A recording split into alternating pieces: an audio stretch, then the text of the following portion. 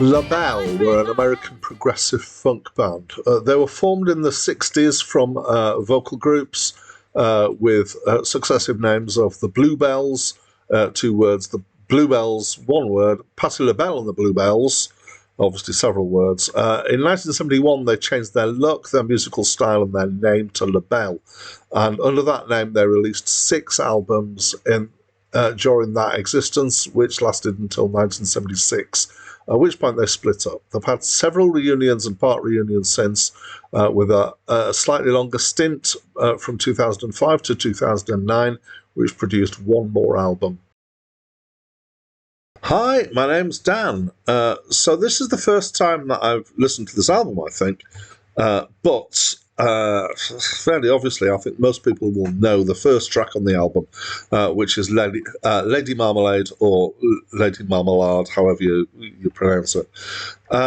So if you've been following along with me on this series of reviews, we came across Labelle a few reviews ago when they were backing Laura Nero Laura Nero, I always get that wrong, on a few albums ago. And at that point, they were singing very much in a kind of girl group style, but this isn't like that. This isn't, Motown girl group. This is definitely soul with a funk edge to it. And at this point in time, funk was slowly heading towards disco, and I can kind of hear the roots of some of that coming in here as well. So most of the songs here are written by one of the band, Nona Hendrix. Not all of them, I'd say about 2/3 of them. And at this point in time, they were struggling to get wider recognition, but this album actually did it for them, and particularly that's because Lady Marmalade was a hit for them. It was a huge hit, and it was their first big hit. And although they didn't write it, it was the first high-profile version of this song, and a lot of people have done it since.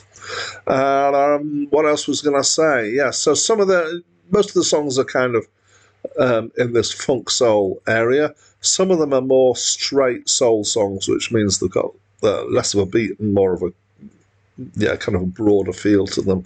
The last track, which is called You Turn Me On, I would say it's quite gospel in feel. Now, soul, to my very limited knowledge, originated in gospel anyway, so this isn't a huge surprise. But only in feel, because in the words, it would not be a gospel song. It caused quite a lot of controversy, apparently. Well, at least some when it came out. It's a biggish band. There's sometimes strings in it. The singing is big singing, so very soulful singing. It's got that real blast out. Like these 3 women have got great sets of pipes on them, is the phrase that's often used. Sometimes because they're singing loudly, and partly because of the way production was in those days. Sometimes the consonants get a bit lost. There seemed to be a thing around that time of clipping off the very top end of the tone range for vocals, so that the edge of S's and T's got reduced somewhat. So it loses a little bit of shape through that, but it's not a huge detriment, I wouldn't say. Generally, it's the kind of music that appeals to me. I do like soul, I like funk, I like gospel. So, this kind of mixture of these things. When I say I like soul, I mean I like soul pre about 1980, when to me, it certainly got quite soulless. We'll meet this later on in my list. So, what else? I maybe would say that the rest of the album doesn't quite have the bite of Lady Marmalade, but maybe that's just because I'm so familiar with that song that I feel like I know it really well. So, that's my opinion.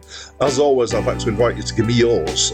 So please do talk to me through the comment box. That's it from me for now. In a brand new sky, each time